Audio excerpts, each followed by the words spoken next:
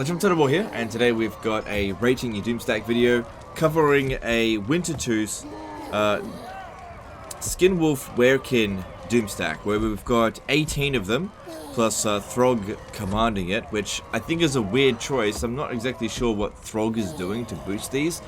And we've got a Thimir Balefiend here of Fire as a spellcaster, which I'm also a bit curious about. Going up against 3 full stacks of very high tier dwarfs. It's on large unit scale here, which in Warhammer 3 the unit scales are sort of balanced between each other, so the impact between ultra and large should be basically the exact same outcome. Anyway, let's jump in here and see what we can do. Now, one thing with this Doomstack here is that every single one of their traits is Disfiguring Scar. And what that does, it's kind of a weaker version of Pompous, so it reduces enemy leadership in the local area, local region, by -3. So with 19 of them, I'm assuming this one here's got it as well, you're reducing the leadership by a fair bit. However, not enough to instantly rout a dwarf unit. Okay, what we're going to do here, I'm not going to use these 2 units, I'm just going to keep them out of it. We're here to rate the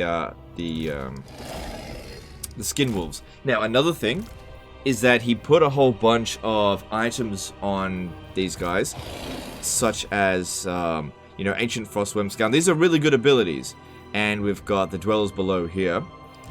But I think it's important to note that if we're rating that these heroes as being super strong, and then relying on really powerful items, it can make these Doomstacks look better than they actually are. Because you can put that item on anyone. You can put it on a Lord, you can put it on a Wizard. It doesn't have to be put on these guys here. So I'm not going to use them in this battle here, because that's not part of the rating. If you want me to rate the items, that's different, right? I know that those items are really good, but we need to see how well these guys here can fight. Now, by all means, give them equipment that boosts their stats, but I don't really want to be using these really powerful abilities here that just kill mass amounts of units that you can only get one of in your entire campaign because they're rewards from the monster hunts. So I'll use something like a Helm of Discord, but I won't use something like Fiery Convocation here because that's from a special item that you can only get once.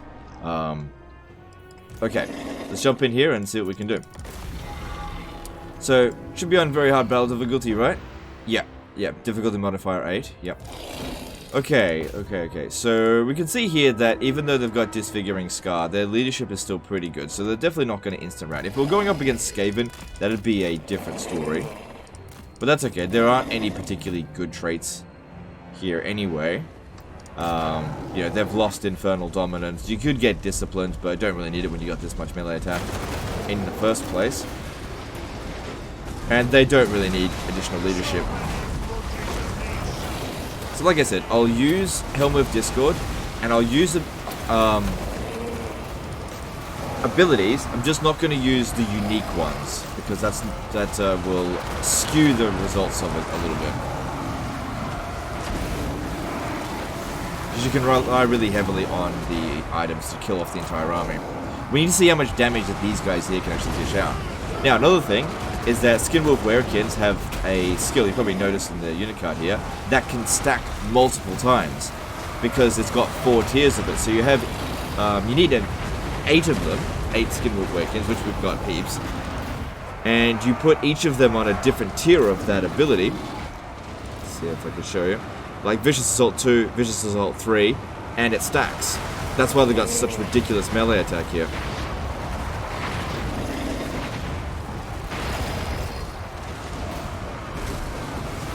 So yeah, very strong dwarf army. Not really doing that much damage to us. If we have a look, we got a bit of resistance on these guys. Is it all of them 20%? Yeah, they all seem to have a minimum of 20%. See, what I'm thinking here is that this army should actually be commanded by Verbal Smirk Spew Pit, or whatever it's called, because Like, I have no idea what Throg is doing to boost this army. No clue whatsoever. I don't think he does. but that Great Unclean one can give 30% extra health just by existing, so he doesn't need to even be the commander for that. But he can give Battle Healing Cap, allowing these guys to regenerate a ton extra, especially considering Battle Healing Cap is still bugged. And he provides 15% extra physical resistance, giving these guys to 35%, making everything except for the hammerers pretty damn useless against them.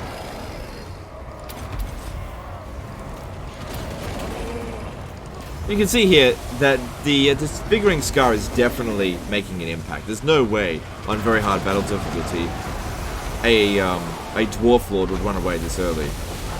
So you probably let's see, with -3 on all of them, you're probably reducing the overall leadership by about 60, which is pretty good.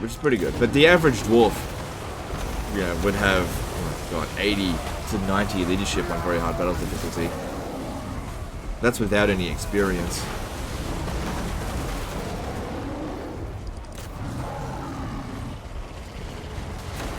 Obviously having no impact on Slayers. Now, when using a hero doom stack, it's really important to have your heroes stay together, because otherwise they can get surrounded and picked off quite easily. The downside to doing this is that you can't dish out quite as much damage, especially when the enemy gets spread out a little bit here and has lost some missile units. Can't do anything about the gyrocopters up this way, but we're not really taking much damage. Just gotta make sure we keep charging. You gotta remember your ABCs. Always be charging. And always be cheesing. Always remember your ABCs.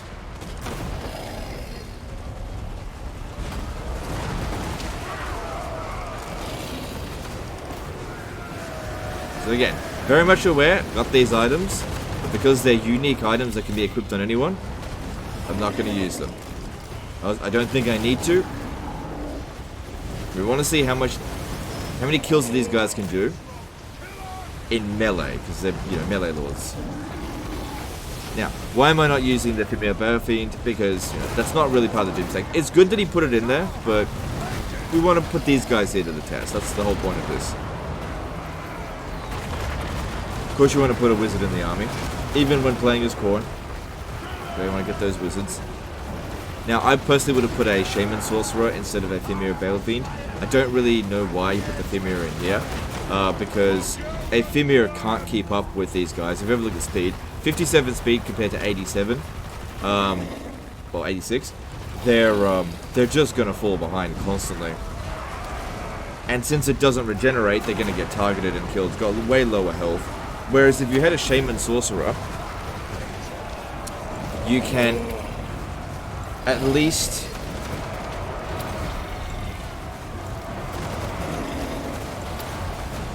put them on a fast mount so they can stay out of combat. And they're just as good of a spellcaster, so it doesn't make any difference in that regard. So that's what I would have done.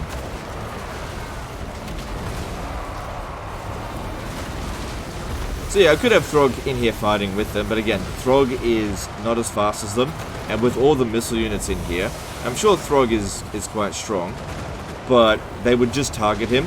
The AI is very... they'll take out your lords in this game. Alright, we're getting a bit bogged down here, let's move over this way. Remember, ABCs, always be charging, don't stay in a prolonged fight. We've got huge charge bonuses, want to make use of it. These guys here are small, but they don't really get stuck that easily, which is really good. So these three here are specifically getting targeted, probably because they've got all the best items on them.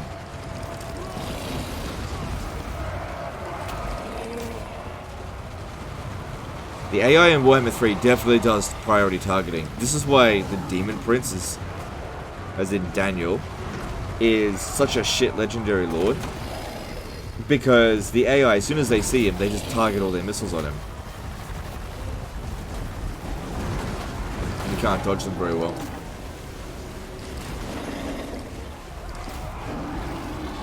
So sometimes it's actually better to seem like you've got low value. So if we... I imagine that if we took all of these items off these three here, the damage would be a bit more evenly spread out. Not a big deal.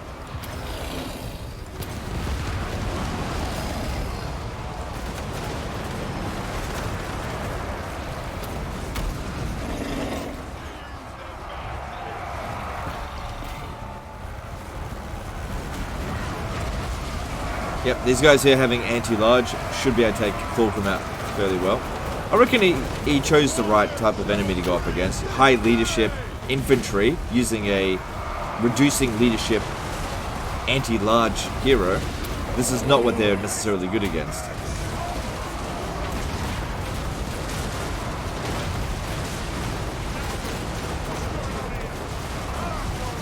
Oh man, I tell you what, using this stuff right now would be really bloody good. But like I said, I'll only use the items that are not unique. You know, I'm not seeing any of them getting any more than like 30, 40 kills. How's the damage on them though? Yeah, that's okay.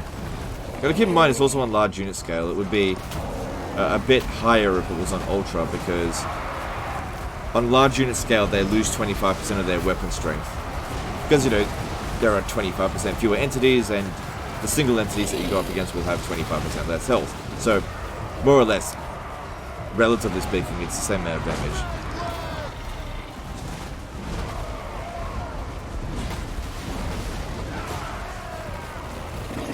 Out of there. May have to start pulling these three out soon. Yeah, I'll pull them out of combat. Just go hide somewhere else. I reckon they were getting targeted because of their items. I have to give the order multiple times until they're actually out of combat, because if you give a move order and something's in combat, they'll try to move for about a second and then they'll just give up. I think someone got stuck over here. We need to go back to him.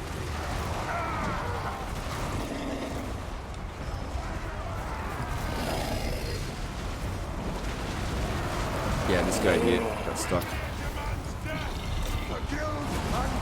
Try to get him out. He's going to have to get out as well.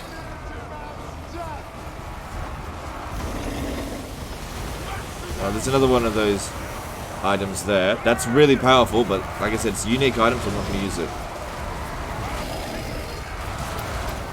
It's not a disaster battle. If it was a disaster battle, I'd do everything at my disposal to win the battle. But we're here to test this out. We're here to test out the were-kids, not test out their items. And sometimes that means giving ourselves a bit of a handicap. You know, if they can handle it. Only using the items as a last resort. Thorgrim's going down. Okay, that guy will rally and I'll get him back around. Yeah, he just got himself surrounded. But yeah, you can see they're definitely routing a lot earlier.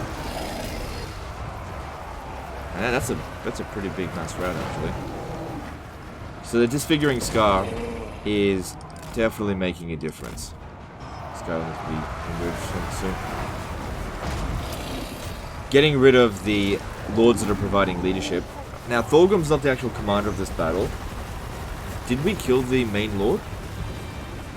No, he left the battle. That's why they started routing.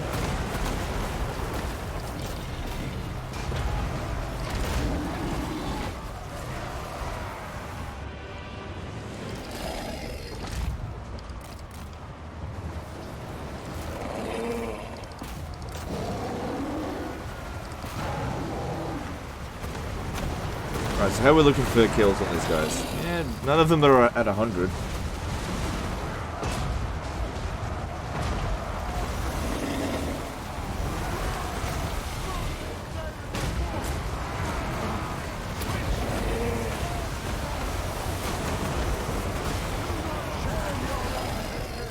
This is that helmet Discord.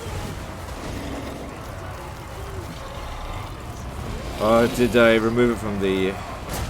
Yeah, it must be one of these. Yeah, this one's got a helmet Discord, and so does that one, right? I think there was only two. They were the ones being targeted. Well, they've had a bit of a chance to heal, so let's bring them back in now. Because yeah, one thing about these guys here, they've got really high melee attack, but their melee defense is kind of middle. Just sort of medium melee defense. Which is why they're getting hit a fair bit.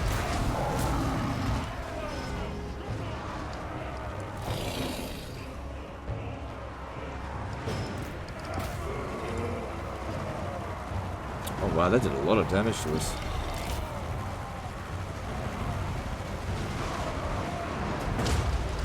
thought it'd be mostly missing.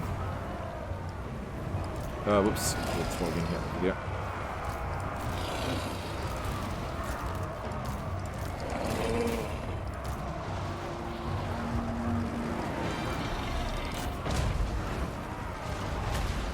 Also getting pummeled by artillery that's fair distance away. Bounce power still looks good.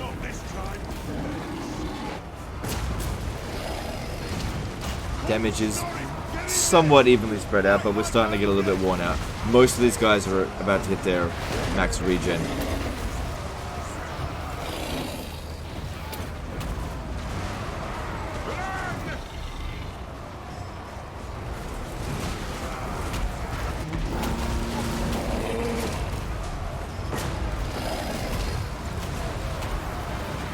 Let's wait for the other one to expire before we use another Helm of Discord.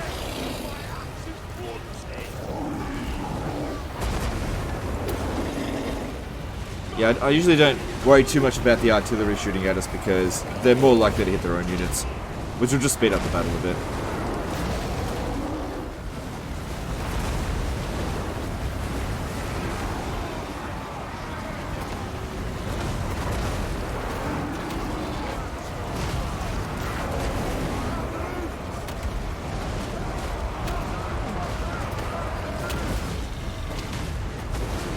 Always try to pick new targets so we're constantly charging.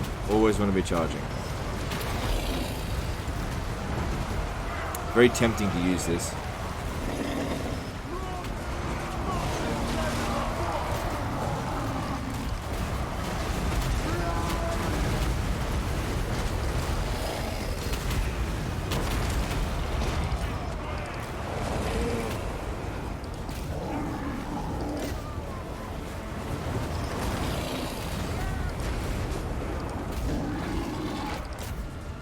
Split up just for once, just because there's so many missile units. Come on, let's get moving.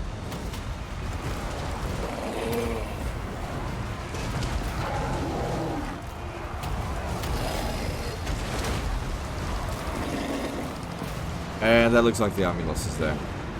Cool, well considering the auto resolve said that we would get a decisive defeat, it definitely punches way above its pay grade.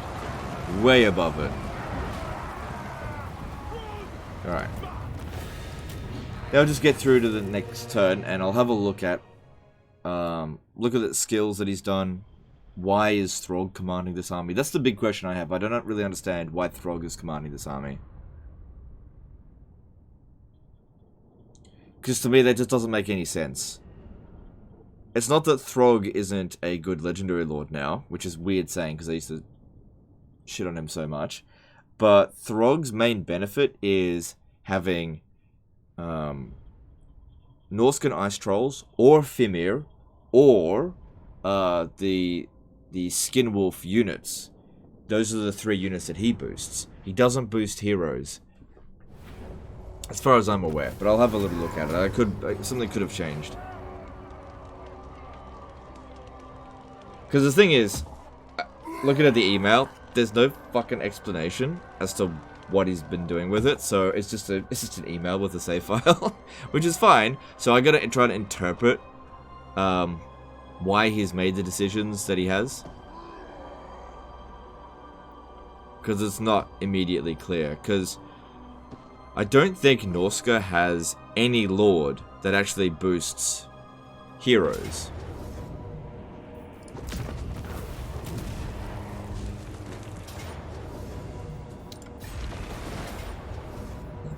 It's not a disaster campaign or anything, so I'm not worried about this. Doesn't need the save file back.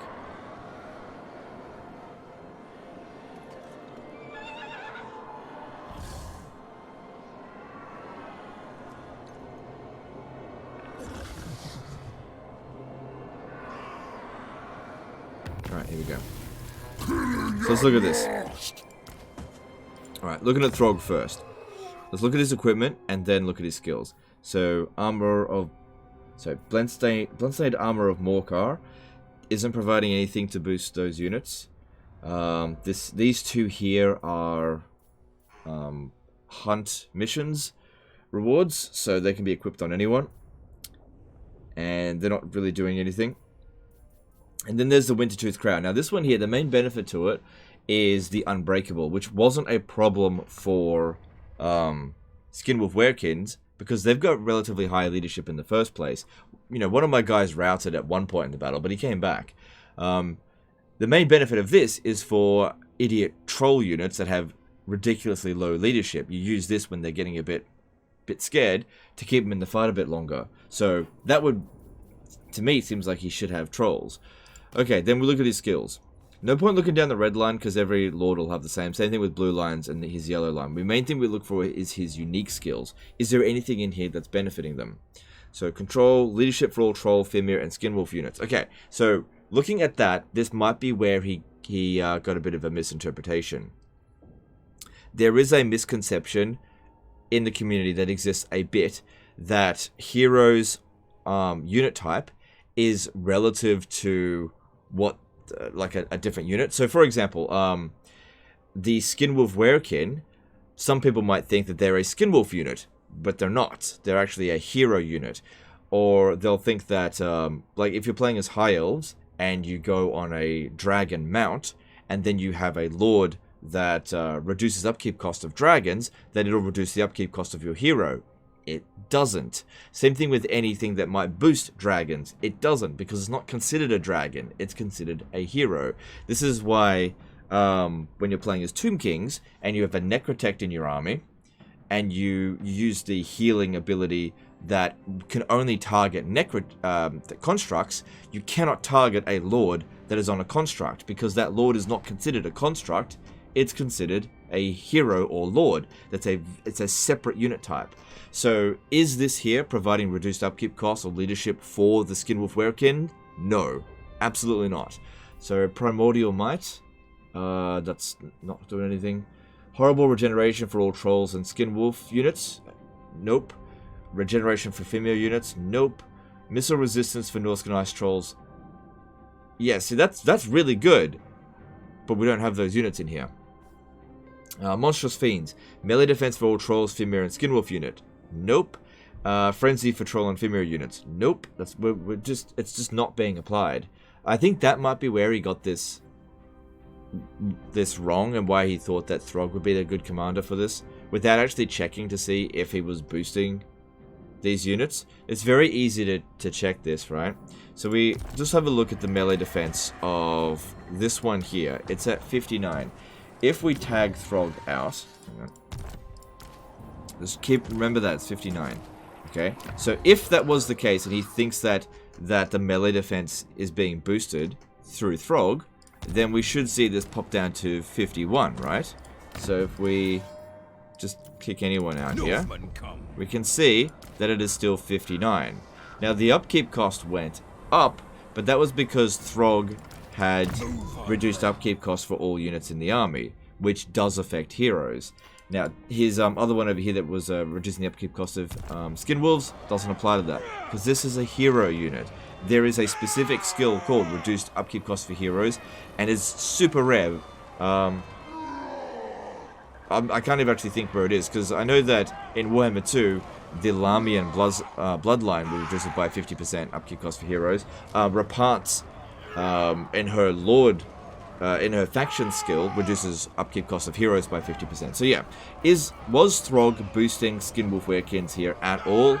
No, would have made no difference. You're actually way better off giving Throg a way more thematic Ice Troll Doom stack, and actually making use of all of those skills. And what you want to have here is a Marauder Lord, because that way you've got some options, right? You can have him on foot, of course he'll be slow, but he'll be harder to hit.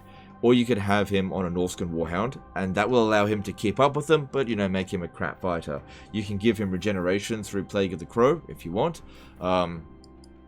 You know, if you're going up against loads of infantry, you can go Marauder Chariot. If you want just massive amounts of damage, you can go with the War Mammoth. You just got to watch out for guns.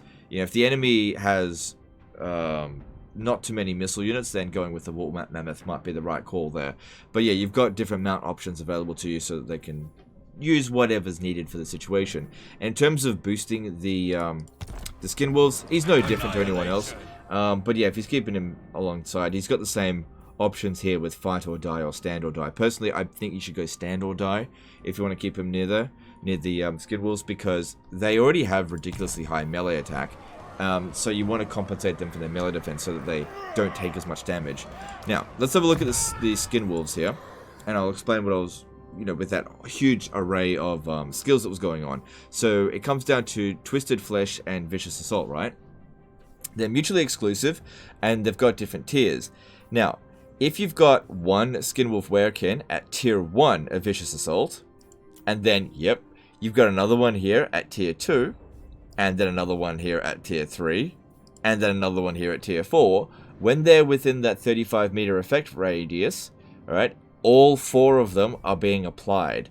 The same thing happens when you're going with Twisted Flesh. So what ends up happening is, as long as you've got 8 Skinwolf Werekin, they're all getting these buffs, each one of them.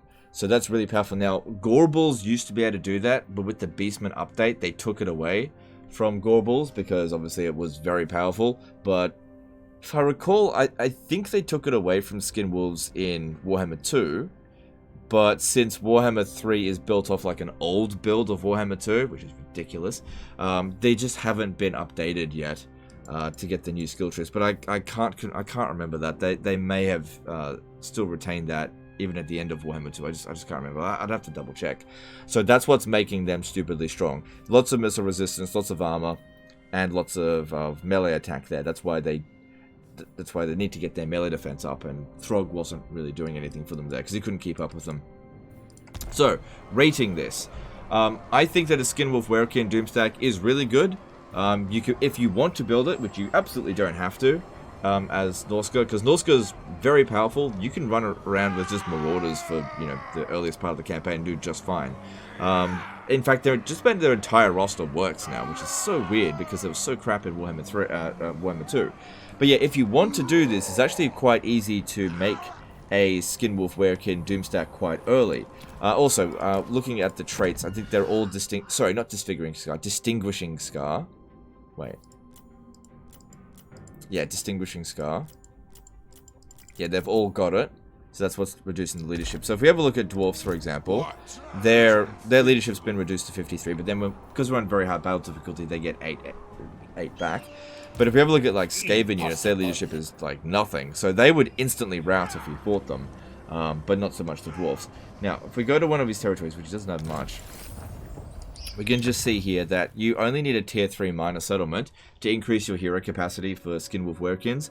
So if it's something that you want to get really early, you absolutely can. Now, in terms of traits, I think Distinguishing Scar is probably the best choice to, for the just raw power. But you could go Disciplined. There are some other ones in there that'll increase their combat stats a bit. They no longer have Infernal Dominance. So getting particular traits is not essential, but it's entirely up to you. Clearly a lot of effort went into this army here, so I do want to acknowledge that. But it was not perfect, I don't think. I just don't think it was made as well as it could have, which we need to take into consideration when doing these ratings. So I do really like a Skinwolf Werekin Doomstack, but do I think it's 10 out of 10? No, not really. It's like close, I guess. What's he doing there? This is getting hard to rate when you're using Hero Doomstack. So the way that he built it was probably like an 8 out of 10. But I think that if you do all the things that I suggested, you can make it a 9 out of 10. I don't think it's a 10 out of 10 because their ability to dish out mass amounts of damage is not that good.